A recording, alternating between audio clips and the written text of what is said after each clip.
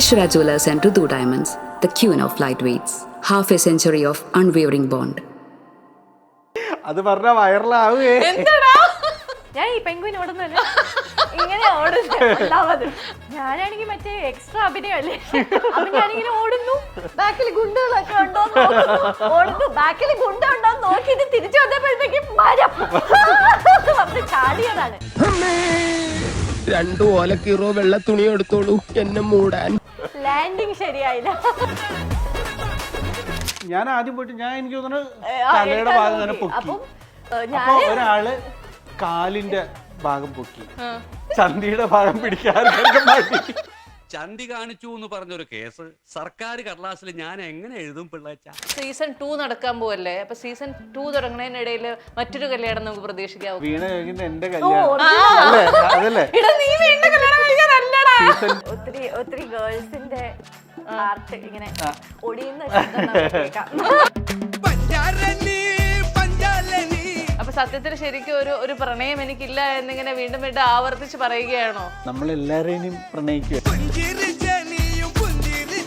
സത്യം പറയാൻ നിങ്ങൾ ഏതെങ്കിലും കമന്റ് കണ്ട് ഞെട്ടി വിഷമിച്ച് സങ്കടപ്പെട്ട അവസ്ഥ ഉണ്ടായിട്ടുണ്ടോ? അതിലൊരു കമന്റ് ഉണ്ട്, ഏഷ്യാനെറ്റ് ഏറ്റവും കൂടുതൽ ദ്രോഹം കാണിച്ച നായകൻ അത്ര. ബ്ലാസ്റ്റ് കാണാൻ വേണ്ടിയിട്ട് ഇവിടെ ഹൈലൈറ്റ്, തൃശ്ശൂർ ഹൈലൈറ്റ് മാളിൽ പോയപ്പോ അവിടെ നിന്ന് ഇറങ്ങിയപ്പോ ഒരു അമ്മൂമ്മന്റെ കൈ അങ്ങ് പിടിച്ചിട്ട് പറയണേ, ജയിലിൽ പോയപ്പോ ക്ഷീണിച്ചു. എന്റെ ക്യാരക്ടറിനെ ഇടയ്ക്കിടയ്ക്ക് ആരെങ്കിലേക്ക് അടിക്കണം. ഒരു തവണ ഒരു ഗുണ്ട അടിക്കണം. പുള്ളിയെ കണ്ടുകഴിഞ്ഞാൽ പേടിയാവും. ഒരു 6 അടി ഹൈറ്റില് മുടിയൊക്കെ വളർത്തി പൊക്കും. എന്നിട്ട് ഞാൻ ഡയലോഗൊക്കെ പറഞ്ഞ് മറ്റേ ബിൽഡപ്പായി വന്നിട്ട് ഒറ്റ അടി. എന്നിട്ട് പുള്ളി റിയാക്ഷൻ അതെ, പുള്ളി 2 സെക്കൻഡ് പൊന്നീച്ച പാറി പുള്ളിയുടെ. പുള്ളി വിചാരിച്ചില്ല. ചെവിയും കണ്ടൂടാ കണ്ണും കണ്ടൂടാ. ശിവനെ ഇത് യാത് ജില്ല കടലിൽ കിടന്ന് ഉരുളണ കണ്ടായിരുന്നു. ഒന്നാമത് ഞാൻ ഇങ്ങനെ കിടക്കുക, പുള്ളി എന്റെ ഇങ്ങനെ മറിയുന്ന സമയത്തൊക്കെ അറിയാൻ പറ്റും കടലിൽ വേവ്സ് പറഞ്ഞാൽ. ഒരു തവണ നോക്കിയപ്പോ ഒരു വലിയ തെര, ഇദ്ദേഹം നല്ല നൈസായിട്ട് ശ്വാസമൊക്കെ പിടിച്ചിട്ട് റൊമാൻറ്റിക് ആയിട്ട് എന്നെ നോക്കും. എന്റെ മൂക്കിൽ അതും ഉപ്പുവെള്ളമല്ലേ, മണല് നോക്കിയപ്പം മൂക്കിനുള്ളിൽ കൂടെ ഈ മണല് പോയിട്ട് ഗർഭം ഒരു സംഭവം തന്നെ. ഡൽഹിയിൽ എങ്ങനെയായിരുന്നു, ഒരു വയറിളക്കുക മറ്റേ അതൊക്കെ ഒരു വയറിളക്കുക മറ്റേ വയറ് കയറ്റ, അങ്ങനെയൊക്കെ ആയ അവസാനം ഈ 3 മാസം 6 മാസം ഒക്കെ നമുക്ക് അഡ്ജസ്റ്റ് ചെയ്യാം. 9 മാസം ഈ ഇടുമ്പോഴേ നാച്ചുറലി ഒരു നടത്തം വരും ഇങ്ങനത്തെ. Hello everyone, welcome to the show. Malayalam serial രംഗത്തെ പ്രേക്ഷകർ ഏറ്റവും കൂടുതൽ കാണാൻ ആഗ്രഹിച്ച ഒരു പെയറിനെയാണ് നമ്മളിന്ന് കൊണ്ടുവന്നിട്ടുള്ളത്. നിങ്ങൾക്ക് ഏറ്റവും പ്രിയപ്പെട്ട പവിത്രം സീരിയലിലെ വിക്രമം വേദയും നമ്മുടെ കൂടെ ഉണ്ട്. Srikanth and Surabhi, welcome to the show. സത്യം പറഞ്ഞു കഴിഞ്ഞാല് ഈ വിക്രം വേദ എന്നൊക്കെ പറഞ്ഞ ഞാൻ ആദ്യം വായിച്ചത് വേതാളം എന്നായിരുന്നു. അപ്പോഴേ ഞാൻ അറിയുന്ന സുരഭി വേതാളം എന്നൊക്കെയുള്ള പേരിൽ അറിയപ്പെടുന്നതെന്ന്. സത്യമാണോ? അതെ, ഞാൻ ഈ ഇടയ്ക്ക് എവിടെയോ പോയപ്പോ ഒരു കുട്ടി ഓടിപ്പോയിട്ട് അമ്മേന്റെ അടുത്ത് പറയാ, അമ്മ വേദ അല്ല വേതാളം. എനിക്ക് മൾട്ടിപ്പിൾ പേരുണ്ട് ഇദ്ദേഹത്തിന്. അതായത് ഞാൻ സീരിയലിൽ വിളിക്കുന്നതാണ് വേതാളം. വേതാളം എപ്പോഴും അത് അങ്ങനെയാണ് ഞാൻ വായിച്ചത്. വേദം തന്നെ എഴുതിയിരുന്നേ, പക്ഷെ എന്റെ വായന വേതാളം എന്നായി പോയി. അപ്പൊ ഞാൻ വിചാരിച്ചു അത് എന്തെന്ന് പറഞ്ഞാല് ഞാൻ പുള്ളിന്റെ പുറകെ കൂടി വേതാളമാക്കി. ഞാൻ കുറച്ചു ദിവസം മുമ്പ് മഴതോരും മുമ്പില് ഇന്റർവ്യൂ എടുത്തിരുന്നു എല്ലാ ആർട്ടിസ്റ്റുകളുടെയും. അപ്പൊ അതിനകത്ത് നികിതനെ കണ്ടപ്പോഴത്തേക്ക് നികിതയുടെ ഹീറോ പറയാണ്, എന്റെ വീട്ടിലെ അച്ഛനും അമ്മയും വരെ ജനിച്ചപ്പോ തൊട്ട് കാണുന്ന ഫിഗർ ആണെന്ന്. ഇതേപോലെ ശ്രീകാന്തിന് തോന്നിയിരുന്നോ സുരഭിനെ കണ്ടപ്പോ? ഞാൻ കുഞ്ഞിനെ തൊട്ട് ടിവിയിലും സിനിമയിലും ഒക്കെ കാണുന്ന ആളാണല്ലോ എന്ന് തോന്നിയിരുന്നു. അങ്ങനെ തോന്നി എന്ന് പറയണ ആക്ച്വലി ഞങ്ങളൊരേ ഏജാണ് രണ്ടുപേരും. പിന്നെ സുരഭീനെ ഓൾറെഡി സിനിമയിൽ കണ്ടിട്ടുണ്ട്, പക്ഷെ അന്നും എനിക്ക് നല്ല പ്രായമുണ്ട്. ഓ അത് ശരി. സാധാരണ എല്ലാരും നമ്മുടെ പ്രായം കുറച്ച് പറയാൻ ശ്രമിക്കും. ഇവിടെ ഞാൻ കണ്ടിട്ടുണ്ട് അന്നും എനിക്ക് നല്ല പ്രായമുണ്ട്. ഞാനങ്ങനെ കുറച്ച് പറയുന്നില്ല പ്രായം.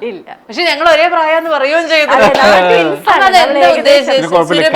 പ്രായം ഉണ്ടെന്നാണോ ഉദ്ദേശിച്ചത്? കല്യാണം കഴിഞ്ഞല്ലോ, ഇനിയിപ്പോ പുള്ളിക്കാരിക്ക് അതൊന്നും നോക്കണ്ട.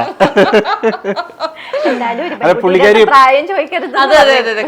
എന്റെ അടുത്ത് എപ്പോഴും പറയാറുണ്ടേ, ശ്രീകാന്തിന്റെ കല്യാണം കഴിഞ്ഞില്ല, അതുകൊണ്ട് കുറച്ച് കൂടുതൽ ഗിഫ്റ്റുകൾ കിട്ടും. പക്ഷെ അങ്ങനെയല്ല, നിങ്ങൾക്കൊരു സത്യം അറിയാവോ? ഞാൻ വന്ന് കയറിയപ്പോ തന്നെ ശ്രീകാന്തിനോട് ചോദിച്ചു, വൈഫ് എന്താ ചെയ്യുന്നത്?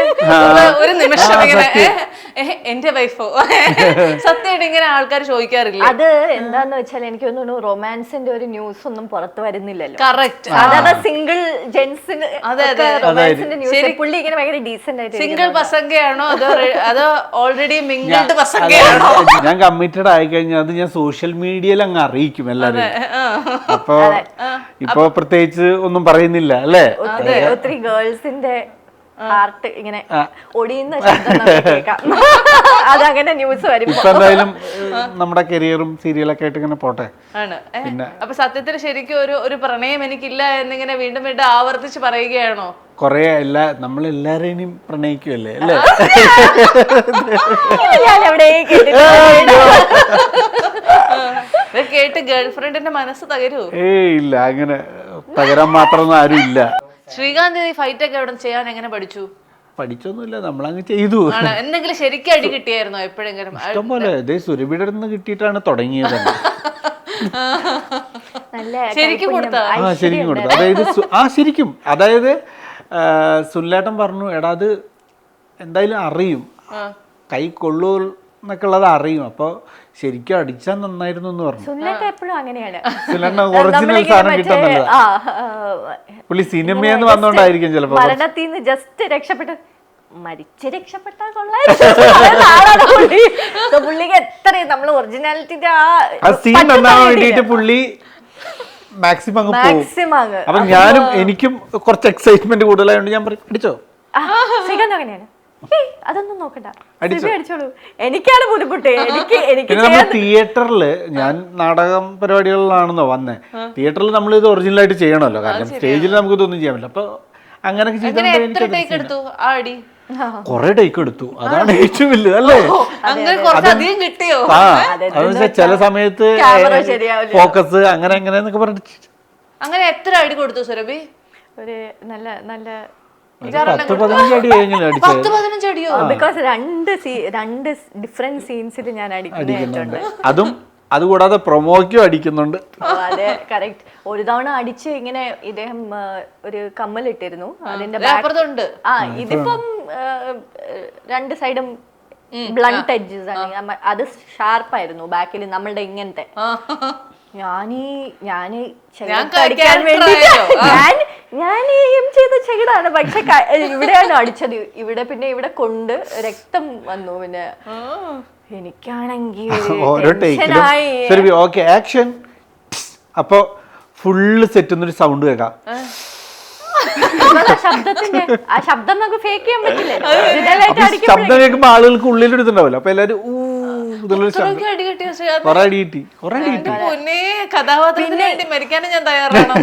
എനിക്ക് എന്നിട്ട് എന്റെ ക്യാരക്ടറിനെ ഇടയ്ക്കിടയ്ക്ക് ആരെങ്കിലേക്ക് അടിക്കണം. ഇങ്ങനെ ശ്രീകാന്തിനെ പിന്നെ ഒരു തവണ ഒരു ഗുണ്ടെ അടിക്കണം. അപ്പൊ അദ്ദേഹം ഒരു ആർട്ടിസ്റ്റ് ആയിരുന്നു. അപ്പൊ പുള്ളി വന്നിട്ട് പറഞ്ഞു, കുഴപ്പമില്ല അടിച്ചോളൂ. എല്ലാരും ഏറ്റവും ഒരു പച്ചക്കറി കടയിലെ സീനല്ലേ? അപ്പൊ പുള്ളി പറഞ്ഞു സാരമില്ല അടിച്ചോളൂ. അപ്പൊ സുല്ലേട്ടനും പറഞ്ഞു, ഇല്ല സുരഭി അടിക്കുന്നതായിരിക്കും ബെറ്റർ, പുള്ളീൻ്റെ റിയാക്ഷൻ അങ്ങ് മാച്ച് ആവുന്നില്ല. അപ്പം ഞാൻ പറഞ്ഞു, അടിക്കും, ഞാൻ വേദന എടുക്കും. ഇല്ല കുഴപ്പമൊന്നുമില്ല, പൊക്കും. എന്നിട്ട് ഞാൻ ഡയലോഗൊക്കെ പറഞ്ഞ് മറ്റേ ബിൽഡപ്പായി വന്നിട്ട് ഒറ്റ അടി. എന്നിട്ട് പുള്ളി റിയാക്ഷൻ അതെ, പുള്ളി 2 സെക്കൻഡ് പൊന്നീച്ച പാറി പുള്ളിയുടെ. പുള്ളി വിചാരിച്ചില്ല, ആള് ഇമ്മീഡിയറ്റ്ലി റിയാക്ഷൻ കൊടുക്കണ്ടേ. പുള്ളി എനിക്ക് ഷുവർ ആയിട്ട് ആ ശബ്ദം വരൂലേ, ആ ശബ്ദം വന്നതാണ്. അതായത് പുള്ളി റിയാക്ട് ചെയ്യുന്നില്ല, കാരണം പുള്ളിയുടെ റിലേ പോയി ഒരു 10 സെക്കൻഡ്. പുള്ളി ആ എന്താ ഷൂട്ട് നടക്കുന്ന അതൊക്കെ പോയി പുള്ളി. പിന്നെ അടിക്കേണ്ടി വന്നു, ബിക്കോസ് റിയാക്ഷൻ കൊടുത്തിരുന്നെങ്കിൽ പെർഫെക്റ്റ് ആയിരുന്നു തന്നെ. അപ്പൊ പുള്ളി പറഞ്ഞു, ഇനി ശരിക്കും അടിക്കണം എന്നില്ല. ഇനി അടുത്ത തവണ ഞാനേ വിചാരിച്ചു വേണ്ട നിങ്ങൾ, ഞാൻ പറഞ്ഞു ചേട്ടാ എന്തെങ്കിലും ഒരു റിയാക്ഷൻ ഇട്ട് കൊടുക്കുക, അല്ലെങ്കിൽ പിന്നെ എടുക്കേണ്ടി വരും. അപ്പൊ പിന്നെ അടുത്തത് പുള്ളി തന്നെ പറഞ്ഞു വേണ്ട ഞാൻ റിയാക്ഷൻ ഇട്ടോളാം. അപ്പൊ അത് കഴിഞ്ഞിട്ടുള്ള അടുത്ത ടേക്ക് സെറ്റായി, അല്ലെങ്കിൽ ഈ ടേക്ക് പെർഫെക്റ്റ് ആയിരുന്നു തന്നെ, ബിക്കോസ് നല്ല അടി കിട്ടി. പുള്ളി ഒന്ന് റിയാക്ഷൻ അടി കൊടുത്ത് നല്ല ശീലമായല്ലേ? ഇത് ഈ കമ്മലൊക്കെ ഇട്ടത് ചെവിയൊക്കെ ഇവിടൊക്കെ പൊട്ടി മൊത്തത്തിൽ സീനായി അത് നിർത്തി വെച്ചോ അതോ? ഇല്ല പിന്നെ ദേഹം അങ്ങനത്തെ ടൈപ്പേ അല്ല പുള്ളിക്കാരൻ. ഇത്ര ജീവൻ ബാക്കിയുണ്ട് പുള്ളി ഷൂട്ട് ചെയ്യും. പുള്ളിക്ക് ഒരു പ്രശ്നമില്ല. ഞാനാണ് അയ്യോ എന്റെ കാല് വിളിക്ക് ഇനി ഷൂട്ട് ചെയ്യാം. അല്ല അത് ഞാൻ തീരെ വയ്യാണ്ടായത് ഇപ്പൊ ക്ലൈമാക്സ് ഷൂട്ട് ചെയ്തോണ്ടിരിക്കുമ്പോ കട്ടപ്പന ആ സൈഡിലാണ് ഷൂട്ട്. വെയിൽ എന്ന് പറഞ്ഞാൽ അറിയാലോ, മാർച്ചിലാണ് ഷൂട്ട് നടക്കുന്നത്. ഭയങ്കര വെയിൽ. അതും ഒരു പാറയുടെ മുകളിലാണ് ഷൂട്ട്. ഫൈറ്റ് അത് ഉച്ചക്കൊക്കെ ഫൈറ്റ് ഇങ്ങനെ നടക്കുക. കാരണം നമുക്ക് ഷൂട്ട് ചെയ്യാതിരിക്കാൻ പറ്റില്ല. നമുക്ക് ഈ ലേറ്റ് പോയ സമയത്ത് മാത്രം ഷൂട്ട് ചെയ്യുന്ന സീരിയലിന് അത് പറ്റില്ല, ബഡ്ജറ്റ് നമുക്കില്ല. അവസാനം സുരഭിക്ക് ഉച്ചയ്ക്ക് ശേഷമുള്ളു. അപ്പോൾ പുള്ളിക്കാരി വന്നപ്പോൾ എനിക്ക് ഫുഡ് കഴിക്കാൻ പറ്റാണ്ട് BP ഒക്കെ ഡൗൺ ആയിട്ട് ഞാനിങ്ങനെ ഉരുണ്ടിട്ട് ഉരുണ്ട് വരുന്നോ? അങ്ങനത്തെ കുറച്ച് സീനുകളൊക്കെ ആയിരുന്നു. ലാസ്റ്റ് എനിക്ക് വയ്യാണ്ടായിട്ട് പുള്ളിക്കാരി തന്നെ എനിക്ക് മറ്റേ ഇത് ടാബ്ലറ്റ് ഒക്കെ മരുന്ന് കൊടുത്തു. പിന്നെ ആള് റെസ്റ്റ് ഒക്കെ എടുത്തിട്ട് ആ ഫുഡ് കഴിക്കാതിരുന്നേ, ബിക്കോസ് ഈ ഉരുണ്ടിട്ടേ തല ചുറ്റിയായിരുന്നു ആള് പറഞ്ഞിരിക്കുന്നല്ലേ. അതും വെയിലും അങ്ങനെ മൊത്തത്തിൽ. കാരണം ഞങ്ങൾ ശരിക്കും ഇടുക്കി ഷെഡ്യൂള് ഭയങ്കരമായിട്ട് ഇടുക്കി ഷെഡ്യൂൾ ആക്ച്വലി ക്ലൈമാക്സിൽ ഒരു ഷോട്ട് ഉണ്ട്. ഇദ്ദേഹത്തിന് എനിക്കൊന്ന് എന്റെ മാമൻ ഇങ്ങനെ തള്ളും. അപ്പം ഈ പാറേന്റെ എഡ്ജ് ഉരുണ്ട് പാറേന്റെ എഡ്ജിൽ പോയി ഇങ്ങനെ നിന്നിട്ട് തിരിച്ച് ക്ലൈംബ് ചെയ്ത് വരും. എന്നിട്ട് പുള്ളി വന്നിട്ട് പറയാ അടുത്ത ഷോട്ട് എന്താണെന്ന് അറിയോ? എന്താ ഞാൻ എന്തോ അവിടെ പോയി ഉരുണ്ട് വീഴണം.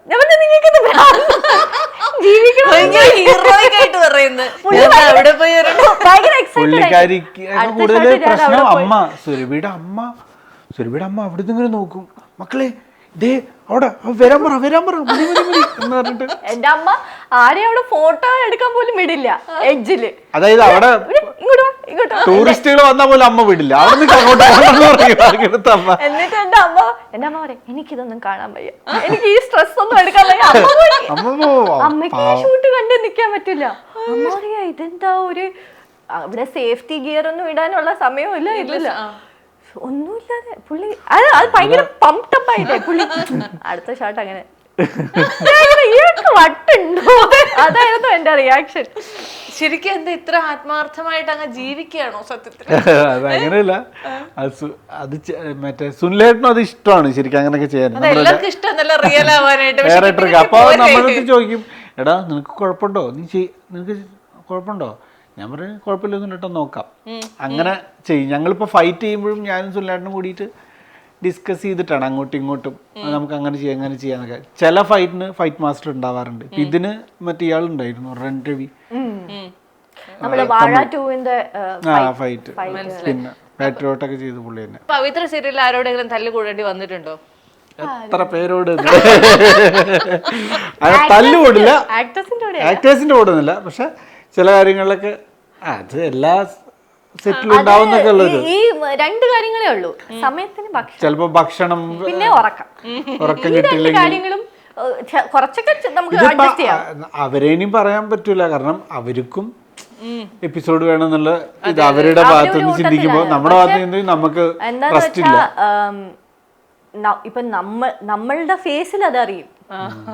നമ്മളിങ്ങനെ ഉണങ്ങി ഇങ്ങനെയൊക്കെ ഇരിക്കും, നല്ല ക്യൂട്ടായിട്ട് സ്വീറ്റ് ആയിട്ട് ഇരിക്കേണ്ട സമയത്തൊക്കെ ഞാൻ ഐ ലവ് യു ഭയങ്കര റൊമാൻസ് കണ്ണൊന്നും ഉറങ്ങണ്ടേ. കടപ്പുറത്ത് ഷൂട്ട് ചെയ്യാ ഒരു ദിവസം 12 മണി ഉച്ചക്ക്. പുള്ളിക്കാരി എന്റെ അടുത്ത് ഇങ്ങനെ റൊമാൻറ്റിക് ആയിട്ടൊന്നും ഡയലോഗ് പറയാം, പക്ഷെ കണ്ണിങ്ങനെ ഇരിക്കും.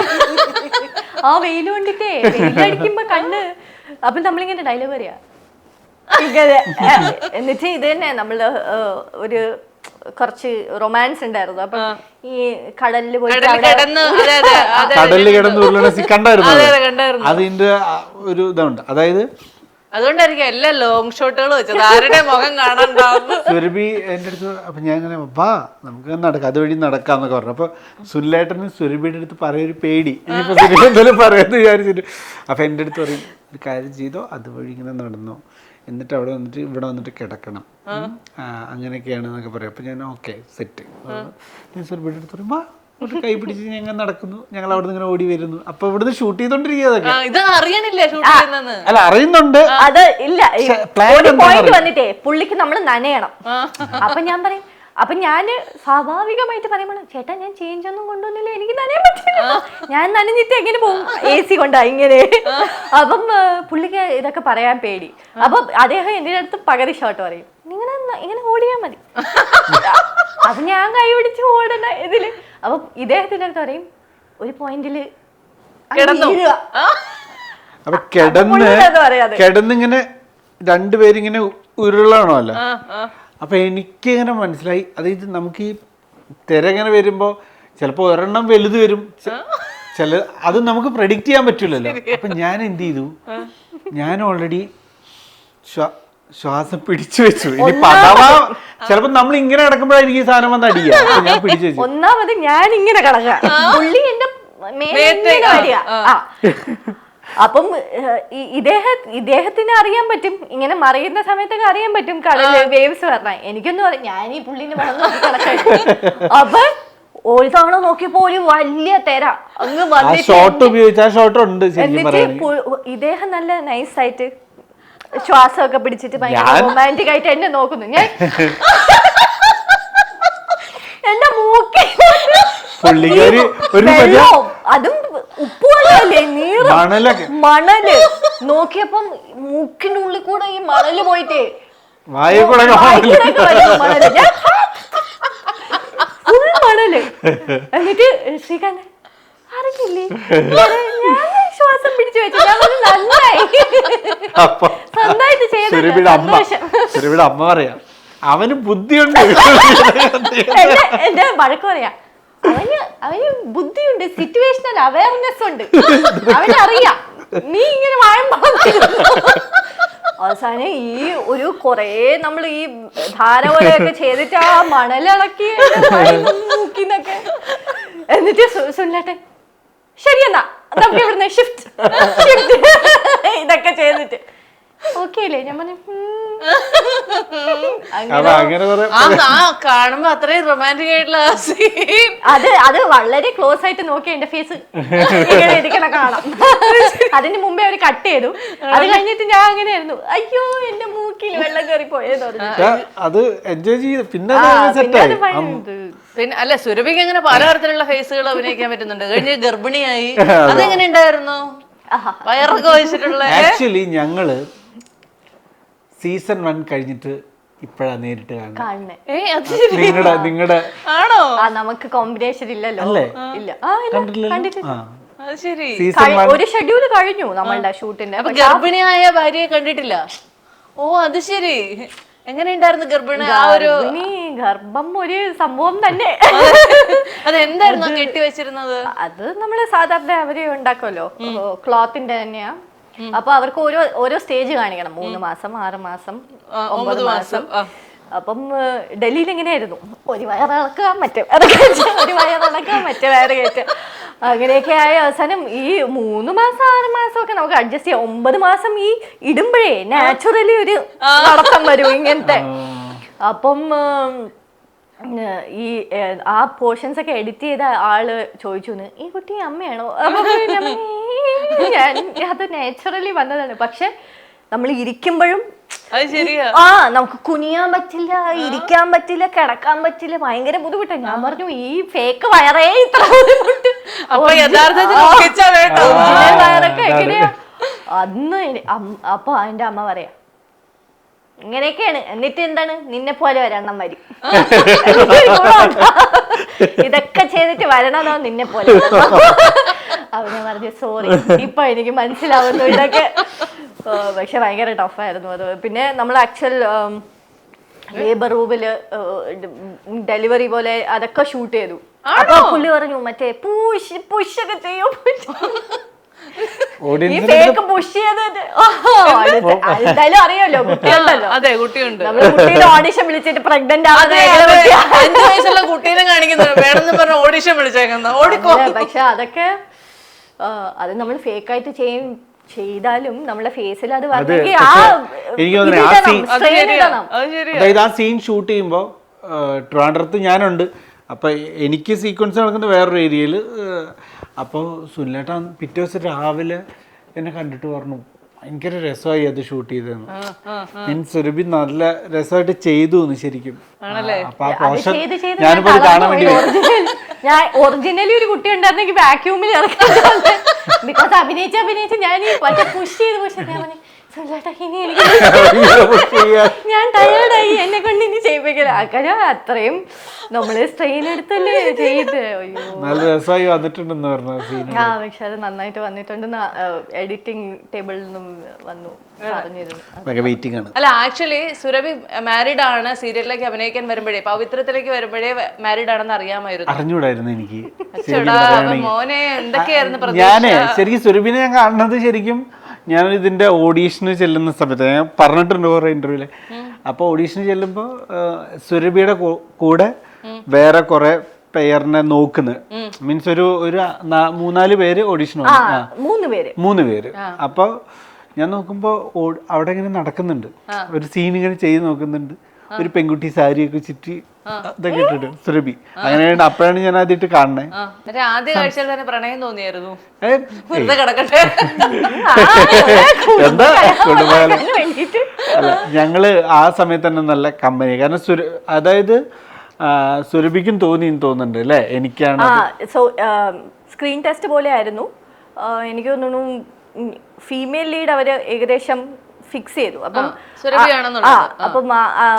ഫീമെയിൽ ലീഡിന്റെ കൂടെ പെയറിംഗില് ബെറ്റർ ആരാണെന്ന് നോക്കാൻ വേണ്ടിയിട്ട് അവര് കുറച്ച് ഷോർട്ട് ലിസ്റ്റ് ചെയ്ത ആക്ടേഴ്സിനെ കൊണ്ടുവന്നു. അതിൽ ഒരാള് ശ്രീകാന്ത് ആയിരുന്നു. ശ്രീകാന്തിനോട് അഭിനയിക്കാൻ പറഞ്ഞ സീൻ എന്തായിരുന്നു, ഓർമ്മയുണ്ടോ?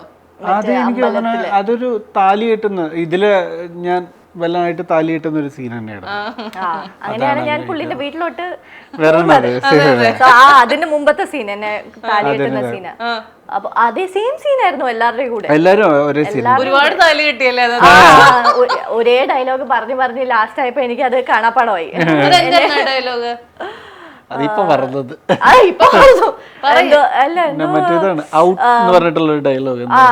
Just get out. നിങ്ങളെ പോലെ ഒരു പബ്ലിക് ന്യൂസൻസിനെ ഇങ്ങനെ വെച്ച് പൊറപ്പിക്കാൻ പാടില്ല, പിടിച്ച് ജയിലിൽ ഇടണം, അങ്ങനെയൊക്കെ പറയുന്ന ഒരു സീനാണ്. പുള്ളിനെ അങ്ങ് പ്രൊവോക്ക് ചെയ്യുന്നതിന്റെ അവസാനമാണ് പുള്ളി താലി കെട്ടുന്നത്. അതെ. അപ്പോ ആ ഒരു സീനായിരുന്നു. അപ്പം ഞാൻ ചെയ്തപ്പോഴും എനിക്ക് പെയറിംഗ് വൈസും അതർവൈസ് കുറച്ച് ആപ്റ്റായിട്ട് തോന്നിയത് ശ്രീകാന്തിനോട് സ്വയം തോന്നിയ. അപ്പോ ഞാൻ അത് പറഞ്ഞിരുന്നു അന്ന്. അപ്പൊ ബായ് പറയാൻ വന്നപ്പോ പുള്ളി ഷേക്ക് ഹാൻഡ് ഒക്കെ തന്നിട്ട് പറഞ്ഞു അറിയില്ല സെലക്ട് ആവുമോന്ന്. സെലക്ട് ആയാൽ കാണാം. അപ്പൊ ഞാൻ പറഞ്ഞു സെലക്ട് ആവാൻ നല്ല സാധ്യതയുണ്ട്, എനിക്ക് തോന്നുന്നു ശ്രീകാന്ത് ആയിരിക്കും എന്ന്. അങ്ങനെ പിന്നെ 2 ദിവസത്തിന്റെ ഉള്ളില് സെലക്ട് ആയി. പിന്നെ അങ്ങോട്ട് 1-1.5-2 വർഷം നിങ്ങൾ ഒരുമിച്ച് അഭിനയിച്ചു അല്ലേ? ആ സീരിയല് കാരണം ഹണിമൂൺ വരെ ഡിലേ ചെയ്യേണ്ടി വന്ന അല്ലെ, മാറ്റി വെക്കേണ്ടി വന്നേനെ. പിന്നെ ഞാൻ പറഞ്ഞു ബിക്കോസ് ഞാൻ കല്യാണം കഴിച്ച് ഒരു 2 ആഴ്ചന്റെ ഉള്ളിലാണ് ഇതിന്റെ ഓഫർ വന്നത്. അപ്പോഴത്തേക്ക് ഹണിമൂണിന്റെ കാര്യമൊക്കെ സെറ്റ് ആയിരുന്നു. ഓൾറെഡി നമ്മൾ തീരുമാനിച്ചു ഓക്കെ ഇന്നടത്താണ് പോകുന്നത്, ഫ്ലൈറ്റ് ഒക്കെ ബുക്ക് ചെയ്തു. അതിന്റെ ഇടയിലാണ് ഇത് വന്നത്. അപ്പോൾ അവർ പറഞ്ഞു പെട്ടെന്ന് വരണം, ഒരു പ്രൊമോ ഷൂട്ട് ചെയ്യണം, അങ്ങനെയൊക്കെ. പ്രൊമോ ഷൂട്ടിന് വേണ്ടി വന്നിട്ട് അവരെന്നെ വിടുന്നില്ല. എന്നിട്ട് ഞാൻ പറഞ്ഞു എനിക്ക് നാളെ പോവണ്ടതാ. എന്നിട്ട് എനിക്ക് നൈറ്റാണ് ഫ്ലൈറ്റ് ബുക്ക് ചെയ്ത് തന്നെ. അടുത്ത ദിവസം രാവിലെ എനിക്ക് അവിടുന്ന് വിയറ്റ്നാം പോകണമായിരുന്നു. അതാണ് ഇതുപോലെ ഇതുവരെ ഇനി സീസൺ 2 നടക്കാൻ പോവല്ലേ? അപ്പൊ സീസൺ 2 തുടങ്ങുന്നതിനിടയിൽ മറ്റൊരു കല്യാണം നമുക്ക് പ്രതീക്ഷിക്കാം. വീണ ചോദിക്കുന്ന എന്റെ കല്യാണം സീസൺ 2ന്റെ ഷൂട്ടിനിടയ്ക്ക് എന്റെ ഹണിമൂൺ ഒരു 4 തവണ കല്യാണം കഴിച്ചു. വെറൈറ്റി കല്യാണമായിരുന്നു. എന്റെ കല്യാണം ഉണ്ടാവില്ല, എന്റെ ഹണിമൂൺ മുടങ്ങില്ല സീസൺ 2ന്റെ ഷൂട്ട്. ഞാൻ ഇത്രയും ആലോചിച്ച് പറയണ കേട്ടപ്പോഴത്തേക്ക് ഞാൻ വിചാരിച്ചു എന്റെ കല്യാണം ഉണ്ടാകും എന്ന് പറയാനാണെന്ന്. ഇല്ലല്ലേ, ഈ വർഷം ഉണ്ടാവില്ല എന്റെ കല്യാണം. ഉണ്ടാവില്ല അല്ലെ? എന്തായാലും നിങ്ങളിങ്ങനെ ഒരു സീരിയലിൽ വരുന്നു, സീരിയൽ ഇത്ര ഹിറ്റ് ആകുമെന്ന് മനസ്സിന്റെ ഉള്ളിൽ ആഗ്രഹം ഉണ്ടായിരുന്നു. അതിനപ്പുറത്തേക്ക് ഒരു നിങ്ങൾക്ക് സ്വയം തോന്നിയിരുന്നു നല്ലതാണെന്ന് തോന്നിയിരുന്നു. കാരണം നമ്മൾ കാണാറുണ്ട് സീരിയൽസ്, അപ്പം നമുക്ക് അതിന്ന് കുറച്ച് ഡിഫറെൻ്റ് ആയിട്ടൊരു പരിപാടിയാണ് ഇത്. പക്ഷേ ഞങ്ങൾക്ക് പേടിയുണ്ടായിരുന്നു ഞങ്ങളെ ആളുകൾക്ക് ഇഷ്ടപ്പെടുമെന്നുള്ളതാണ്. ടെലികാസ്റ്റ് ഡിസംബർ 16 ഫിക്സ് ചെയ്തു. അപ്പം അപ്പോഴും നമുക്കൊരു ഷെഡ്യൂള് നടക്കുക, അതിൻ്റെ ഇടയിൽ ഒരു ഷെഡ്യൂൾ ഉണ്ടായിരുന്നു. സോ അപ്പം നമ്മൾ പ്രൊമോഷന് ഏഷ്യാനെറ്റിൽ നിന്ന് ആളുകൾ വരുന്നു, നമ്മൾ പ്രൊമോട്ട് ചെയ്യുന്നു. അപ്പം ഇതിൻ്റെയൊക്കെ ഇടയിൽ 16-ാം തീയതി അറിയാം കമന്റ് ബോക്സ് തുറക്കുമ്പോ ഇത് നമ്മൾ പറയാം 16-ാം തീയതി കമന്റ് ബോക്സിൽ അറിയാം എന്താണ് വേർഡിക്റ്റ് എന്ന്. എന്നിട്ട് ഞങ്ങൾ തന്നെ പറയും സുരഭി കമന്റ് നോക്കരുത്. ഇനിയിപ്പോ അഥവാ നമ്മൾ കണ്ട ഒരു നെഗറ്റീവ് കമന്റ് നമ്മൾ കണ്ടാലും അതൊക്കെ നമ്മൾ വിട്ട് കളയണം. കാരണം എത്ര പേർക്ക് നെഗറ്റീവ് വരുന്നുണ്ട്, അവരൊക്കെ മുന്നോട്ട് പോകുന്നില്ലേ, നമ്മൾ മുന്നോട്ട്, അതൊന്നും നമ്മൾ മൈൻഡ് ചെയ്യേണ്ടതൊക്കെ. സത്യം പറയാൻ നിങ്ങൾ ഏതെങ്കിലും കമന്റ് കണ്ട് ഞെട്ടി വിഷമിച്ച് സങ്കടപ്പെട്ട അവസ്ഥ ഉണ്ടായിട്ടുണ്ടോ? ഇല്ല, അങ്ങനെ അതായത് ഞങ്ങൾ ഓപ്പോസിറ്റ്, ഞങ്ങൾ ഞെട്ടിയത് നെഗറ്റീവ് കമന്റ് ഒന്നും വരുന്നില്ല, ഫുൾ അതും ഭയങ്കര പോസിറ്റീവ്, പെട്ടെന്ന് ഹിറ്റായല്ലോ. അതായത് ആദ്യത്തെ ആഴ്ചയിൽ തന്നെ സീരിയൽ ഭയങ്കരമായിട്ട് അങ്ങ് ഹിറ്റായി, കുറെ ഫാൻ പേജസ് വരുന്നു. കുറച്ച് അങ്ങോട്ട് പോകുമ്പോ വന്നോളും, സാധാരണ സീരിയല് തുടങ്ങുമ്പോ ഒരു ഇതുണ്ട്, പിന്നെ അങ്ങോട്ട് പിന്നെ നോക്കിയപ്പോ 100 എപ്പിസോഡായി, 200 എപ്പിസോഡായി, 300 എപ്പിസോഡായി. ബട്ട് ജനറലി ഒരു പോസിറ്റീവ് കമന്റ്സ് ആയിരുന്നു. ഒരു അതായത് ഇപ്പൊ ചില സമയത്ത് ആളുകൾക്ക് സ്റ്റോറി വൈസ് എന്തെങ്കിലുമൊക്കെ പല അഭിപ്രായങ്ങളും ഉണ്ടാവും. ഇഷ്ടമല്ലാത്ത ചിലപ്പോൾ ഒരു ട്രാക്ക് പോകും. ഇപ്പൊ തന്നെ ഇതിന്റെ ക്ലൈമാക്സ് ആയത് ആളുകൾക്ക് ഇഷ്ടപ്പെട്ടിട്ടില്ല. ഞങ്ങൾ പിരിഞ്ഞത് ആളുകൾക്ക് ഭയങ്കര സങ്കടമായി. അപ്പൊ ആളുകൾ റിയാക്ട് ചെയ്യാണത്. എനിക്ക് തോന്നുന്നു ആ ലാസ്റ്റ് പ്രൊമോയുടെ എത്ര 12K കമന്റ് എന്തോ വന്നിട്ടുണ്ട്. അത്രയും ഒരു പ്രൊമോയുടെ കമന്റാ പറയണത്, അത്രയും കമന്റ് വന്നിട്ടുണ്ട്. അപ്പൊ ആളുകൾക്ക് അത് ഞങ്ങൾ പിരിഞ്ഞു എന്നുള്ള അവർക്ക് അങ്ങോട്ട് ഉൾക്കൊള്ളാൻ പറ്റുന്നില്ല. പക്ഷെ എന്നാൽ പോലും ഞങ്ങൾക്ക് നെഗറ്റീവ്, അതായത് ഞങ്ങളെ കുറ്റം പറയാം, അല്ലെങ്കിൽ ഇവനെടുത്ത് മാറ്റാം, അവളെ എടുത്ത് മാറ്റാം, അങ്ങനെയൊക്കെ കമന്റൊക്കെ കാണാറുണ്ടല്ലോ നമ്മൾ. ഇത് ഇവൻ എന്താ കാണിക്കുന്നത്, അതാ. പക്ഷെ അങ്ങനത്തെ ഒരു കമന്റ് ഇതുവരെ വന്നിട്ടില്ല. അത് എന്തോ ദൈവം സഹായിച്ച് ഞങ്ങൾക്കൊരു നമ്മള് പേരെന്നെ ഭയങ്കര ഇഷ്ടപ്പെടുന്നു ഓഡിയൻസ്. അപ്പൊ നമ്മൾക്ക് എന്തെങ്കിലും വിഷമം വന്നാല് അവർക്കത് ഭയങ്കര ഇതാ, അവർക്ക് അങ്ങനെയൊന്നും കാണണ്ട, അവർക്ക് നമ്മളിങ്ങനെ റൊമാൻസ് ഒക്കെ ചെയ്തിങ്ങനെ നടക്കണം. അപ്പോ സ്റ്റോറി എത്ര അങ്ങനെ നമ്മൾക്ക് കൊണ്ടുപോകാൻ പറ്റുന്നത്. അപ്പം ഇങ്ങനെ എന്തെങ്കിലും ട്രാജഡിയോ നെഗറ്റീവോ വന്നാൽ അവർക്ക് ഭയങ്കര പേഴ്സണലി എടുക്കുന്നു. അതെ, അങ്ങനെ ഞാൻ ചോദിക്കാൻ വരുന്നത്, നിങ്ങൾക്ക് ഏതെങ്കിലും പേഴ്സണൽ എക്സ്പീരിയൻസുകൾ ഉണ്ടോ? ഉണ്ട്. അതായത് ഞാനിപ്പോ ഇത് ബ്ലാസ്റ്റ് കാണാൻ വേണ്ടിയിട്ട് ഇവിടെ തൃശ്ശൂർ ഹൈലൈറ്റ് മാളിൽ പോയപ്പോ അവിടെ നിന്ന് ഇറങ്ങിയപ്പോ ഒരു അമ്മൂമ്മന്റെ കൈ അങ്ങ് പിടിച്ചിട്ട് പറയണേ ജയിലിൽ പോയപ്പോ ക്ഷീണിച്ചു. അതായത് ഞാൻ ശരിക്കും ജയിലിലാണെന്നാണ് പുള്ളിക്കാരി വിചാരിക്കണേ. അപ്പൊ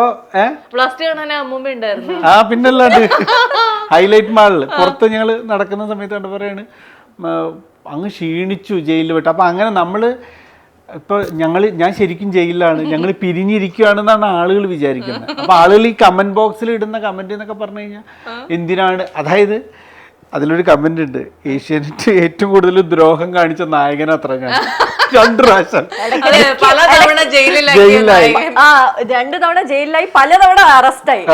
അപ്പൊ ഏറ്റവും കൂടുതൽ നീതികേട് കാണിച്ച നായകൻ എന്ന് പറഞ്ഞിട്ട് ആളുകൾക്ക് അവരത് പേഴ്സണലി എടുക്കുന്നുണ്ട്. അപ്പൊ അത് നമ്മളോടുള്ള ഇഷ്ടം കൊണ്ടാണ്, രണ്ടുപേരോടുള്ള ഇഷ്ടം കൊണ്ടാണ്.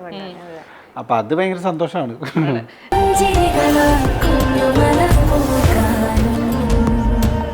Anishwara Jewelers and Rudu Diamonds, the queen of lightweights.